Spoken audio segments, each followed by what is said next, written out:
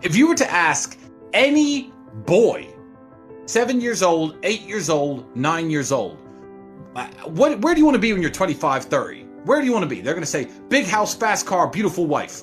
That's what they're going to say. Every single one. And slowly, the programming of the Matrix beats this dream out of men. I will tell you a story about me. I don't know, you're probably not old enough, but there was a game called, before Fortnite, before it all existed, the huge game when I was in my late teens, early 20s was Call of Duty Modern Warfare. So I used to play that game. And this is the advice. The advice is hang around with people who see things, people who have a good mindset. I was with my brother, and I was like, oh, Andrew, I just completed this round. It's 41 kills, 1 death. That's pretty cool. Andrew looks at me from the couch. I swear to God, looks over me and goes, yeah, Tristan, but it doesn't matter, does it? I don't know, it doesn't matter, does it? And I turned that game off. And I don't think I've ever spent more than 10 minutes playing a video game ever since that day. So hang around better people. You know, if you're wasting your life, if you're wasting your talents, leave that group of friends. Cut low quality people out of your life. And slowly, as you go out into the world and apply yourself at different things that are more useful, you'll probably find out that you're not as useless as you think. Well, I do get asked the question by young men a lot. And it's always about making money. You mean you want to get rich. Cool. Let me tell you something. First and foremost, almost no one ever gets rich. The internet will preach all this, oh, your time will come when the universe thinks it's right and all this. No. Most people work their shitty job, live their shitty life, live their shitty old age, and then they die. And most people never ever get rich. They never get to live like Sterling. And that's the reality for most people. So, first of all, understand that and get your ass into gear. Second of all, and my advice is non-advice. If you took 100 people, 100 millionaires at random and put them in this room, and you asked all of them, how do you make $1 million? You're going to get 100 different answers. Elon Musk would say, I invented PayPal, and Jeff Bezos would say, I sold books online. Like, you're not going to get a definitive answer. So what do you think? Not necessarily what do you enjoy. Do what you enjoy, because most of what you enjoy won't get you paid. What do you think you could be good at? Sit and analyze yourself. What do you think you could be good at? Ask yourself that. I don't know you. What are you good at? Think about what you think you could do and answer the question to yourself. I can't tell you. And that's my advice. Like, look where money is moving and stand in the way. I know a dude, when I was trying to buy a part for my car. He was like, oh, I know someone who's got car parts, will sell it cheaper.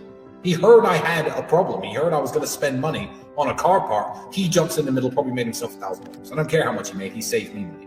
Look where money is moving and get in the middle. That's a good starting position. I never wanted to be a multimillionaire. Andrew once said to me, famously, Tristan, if we could just find a way to make like 50, 100 pounds a day from home, that would alleviate a lot of our problems. Start small, because as you climb the mountain and you reach where you wanted to reach, you realize that there are new mountains to climb. There are new mountains to climb for me right now.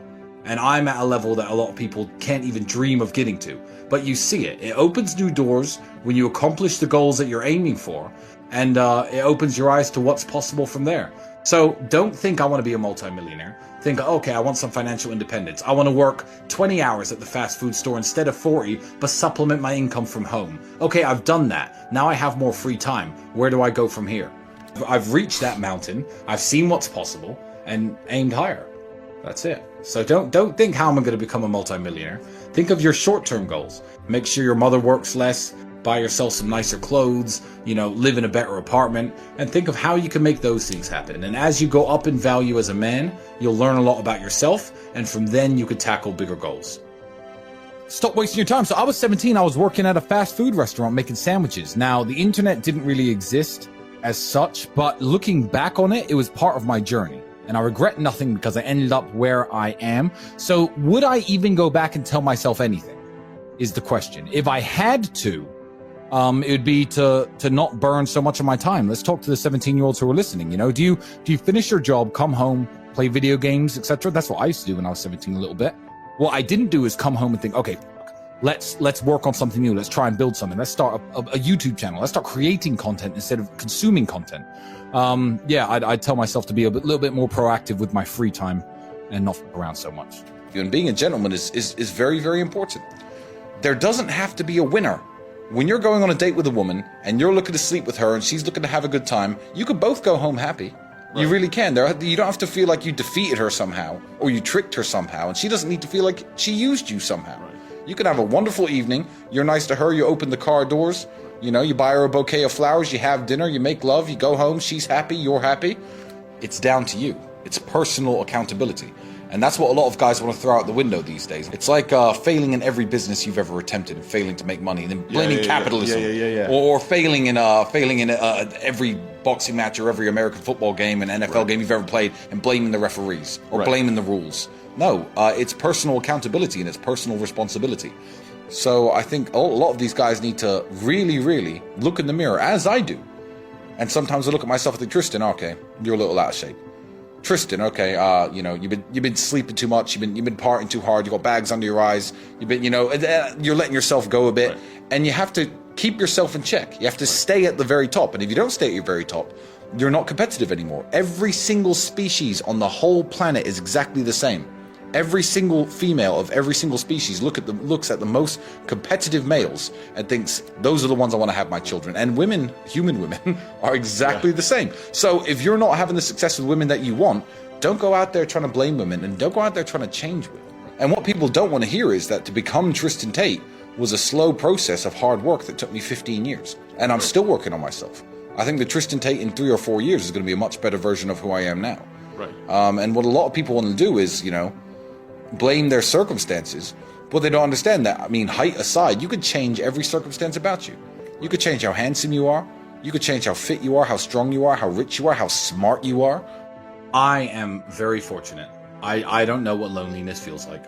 And that's something that most men can't say.